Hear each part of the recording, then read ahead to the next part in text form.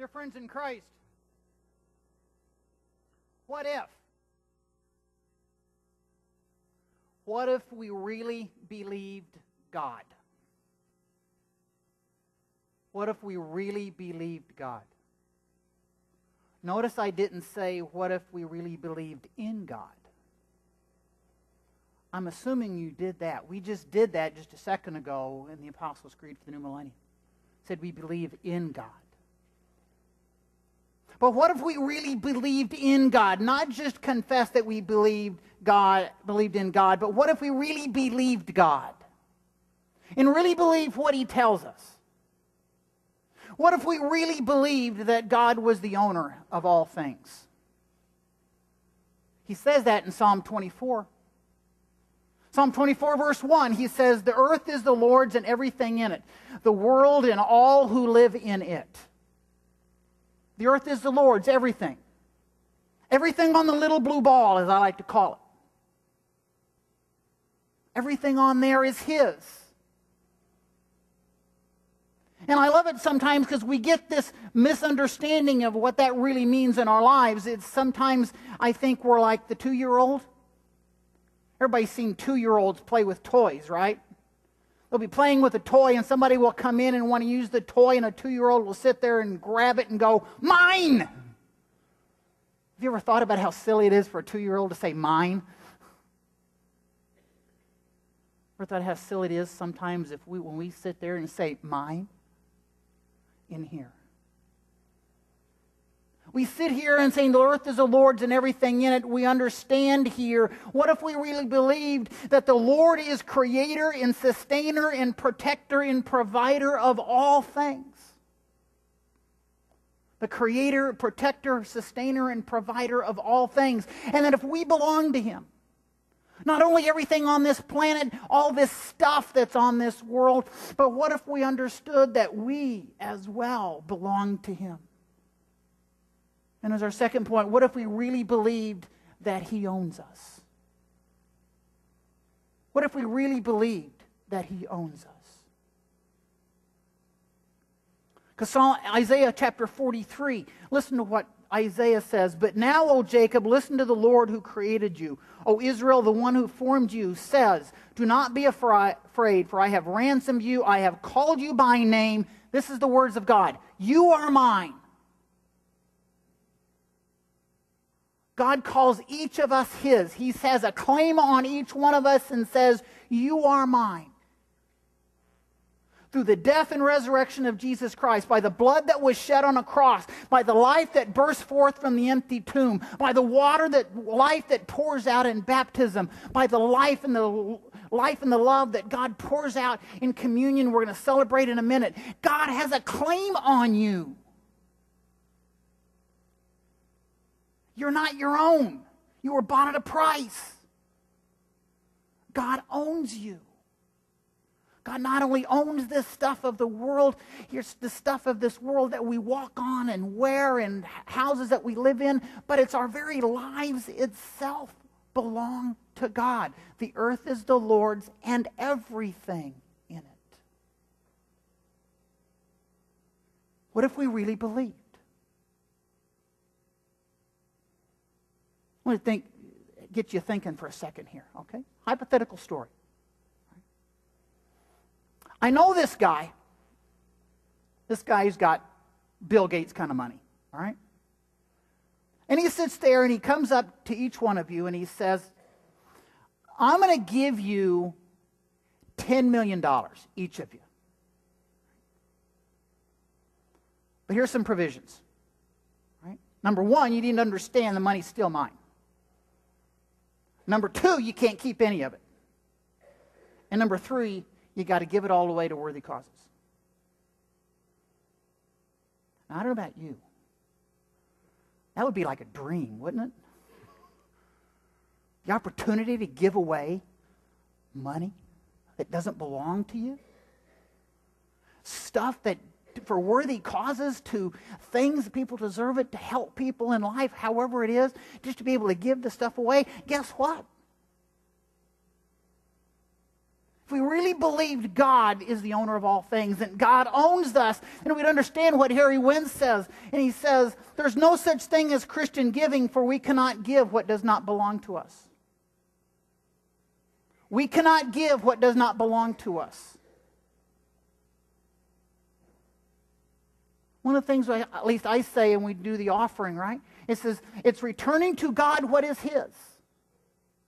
That's all we do. We're simply the stewards, the managers who take care to return back to God what is His. So there's a couple of slides from our Divine Drama class. Pam, you want to flip that first slide? Thank you. This is a slide from Divine Drama, and see through the Scriptures. If you've seen this, you kind of know where I'm going with it. But the guy here is Sylvester, and Sylvester's sitting here worried because if you kind of look at the things we have, there's kind of things in a box. And what happens is we, our natural selves here, we want to try to make the big box bigger, and we always ask, how much do I got to give into the small box?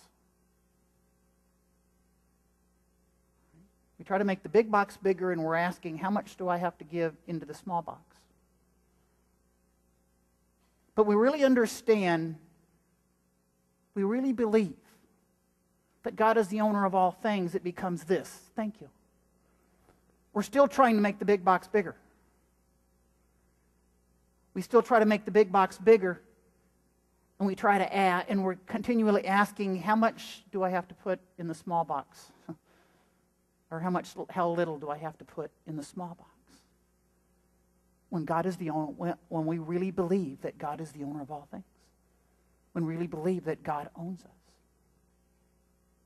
What if we really believed God? What if we really believed God? How would we act? How would we give? What if we really believed God when He says He'll abundantly provide for us? What if we really believed God when He says He's going to abundantly provide for us? Listen to what Malachi 3 says again. Malachi chapter 3, verse 10. I love this verse for a lot of reasons. I'm going to tell you here in a second. Is that bring the whole tithe into the storehouse that there may be food in my house. Test me in this, says the Lord Almighty, and see if I will not throw open the floodgates of heaven and pour out so much blessing that you will not have enough room for it. I want you to take your eyes for a second to that phrase, floodgates of heaven. You know when the first time that occurs in the Bible is? Noah. When God sits there and it says in Genesis, early parts of Genesis, in the flood of Noah, and it says, God's going to throw open the floodgates of heaven and let it rain and bury the world in water. And now it's being used again in the last book of the Old Testament, and it's saying that God's going to throw open the floodgates of heaven and bury us in blessings. It's the same idea that's coming when Israel wandered in the wilderness.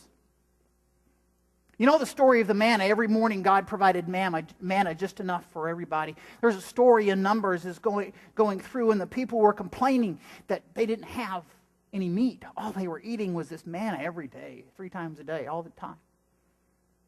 And God got a little upset with them and said, okay, this is what I'm going to do. All right, you're going to eat meat tomorrow. So the next morning they woke up to quail. 3 feet deep. Everywhere. God says, you wanted meat? I'm going to pour open the floodgates of heaven to you. He sits there in Samaria when the northern kingdom of Israel, the capital of northern kingdom of Israel, is under siege. It's under siege and surrounded, and people were starving. Literally starving to death. And the prophet of God says, tomorrow there's going to be bread running in the streets. And through the hand of God, the next morning, there was bread running in the streets. Bread going to waste. There was so much extra bread. Our gospel lesson this morning is an instance of God taking a little bit and making a lot. It says He takes 5 loaves of bread. They're about the size of a large dinner roll. Probably about the size of the rolls that you get at Lambert's, those big dinner rolls you get at Lambert's. Takes 5 of them. It's a simple offering. He takes 5 of those. And notice what it says at the end. They fed 5,000 men. There could have been as many as 25,000 people there. He feeds 5,000 men, and they pick up 12 basketfuls. These aren't little baskets. These aren't the little baskets you put bread in on your table. No, these are the big offering baskets. They're like this tall. 12 basketfuls of bread. God takes a little bit and pours open the floodgates of heaven. What if we really believed God would do that for us? And do that to us? If we really believed God is going to pour open the floodgates of heaven for us, then we're going to realize that we can't outgive God. We're going to realize that we can't outgive God. Malachi chapter 3, verse 10, it also says in here, test me in this. This is the interesting passage. Over and over in the Bible it says, do not put the Lord your God to the test. It says it in Deuteronomy. It says it in Leviticus. Jesus quotes it to Satan. Don't put the Lord your God to the test. But in this case, this is the only place in the Bible we can find this where God simply comes to his people and says, test me. Test me in this. Test me to see if I won't pour open the floodgates of heaven. Now, Malachi and God, I'll say it straight out, Malachi and God are talking about money. But what I want you to think is beyond money. Think that too. But think beyond money. Think about the grace. Think about the forgiveness. Think about the love, the joy, the peace, the patience, the kindness, the gentleness, the understanding that God gives to each one of us. Think about those spiritual blessings that God opens the floodgates of heaven and pours into your life. Think about those spiritual blessings that you have. And those spiritual things that give to you and give that hope in your life. And calms the soul and feeds your heart. Think of those abundant blessings that God pours out into our lives. And it's those things we can't outgive God on either. You can't outgive God. And so we share it with those who disagree. We share it with the hard to love. We share it with the downtrodden. We share those things with the abused and rejected. And not only the abused and rejected, but the abusers as well. Because we can't outgive God. That's what Jesus says in Luke chapter 6. He says, give away your life, you'll find life given back. But not merely given back, but given back with bonus and blessing. Giving, not getting, is the way. Generosity begets generosity. He's given us this life. He's given us all of this life. And if we really understand that he's given it to us and it's really his, and he pours open it abundantly, we realize we can't outgive God. No matter how hard we might try, we can't outgive God.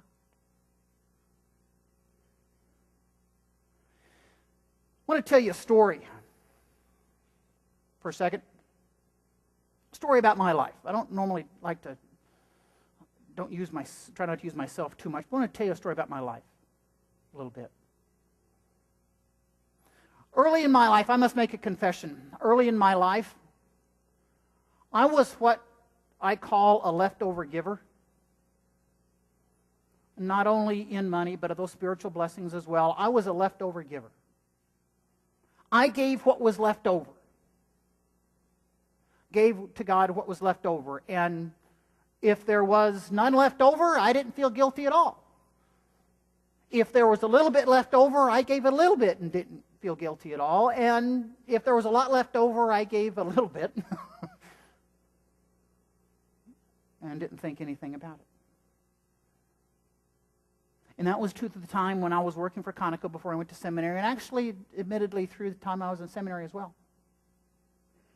And I had a whole bunch of rationale for it, but you know what a rationale is, right? A rationalize. But through circumstances after I graduated from seminary, some of the circumstances were external to me, and I must admit some of the circumstances were my own doing. I ended up with pretty much nothing.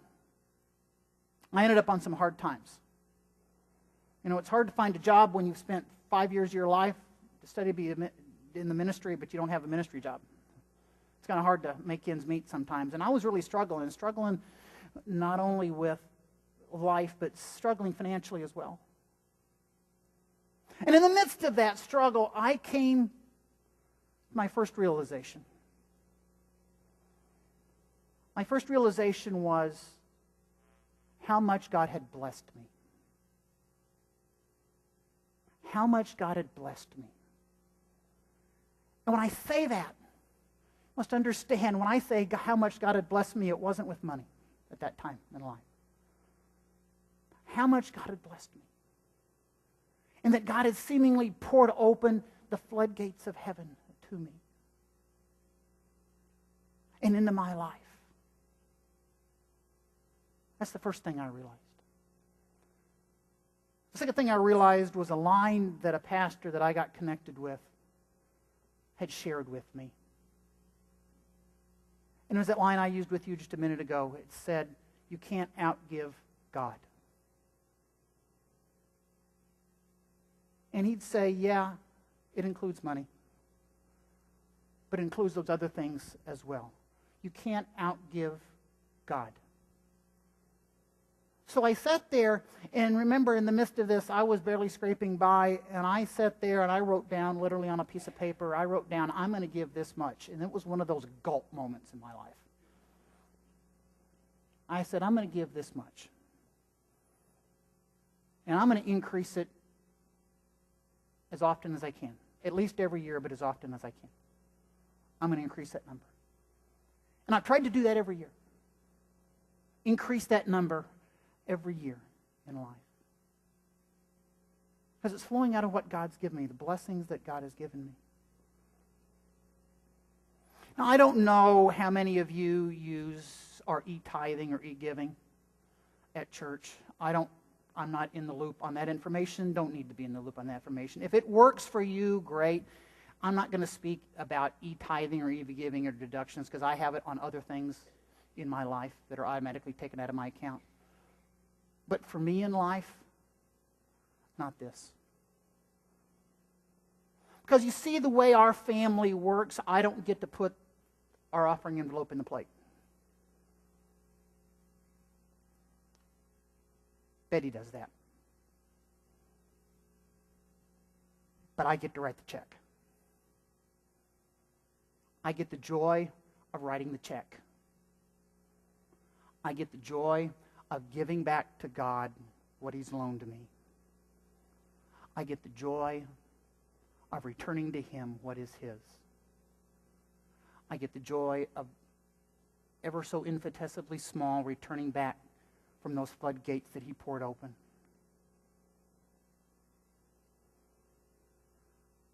You've heard us say in this campaign, not everybody can give the same thing, but everybody can do something. What if we really believed God? What if we really believed God? What can you do? What's the something you can do?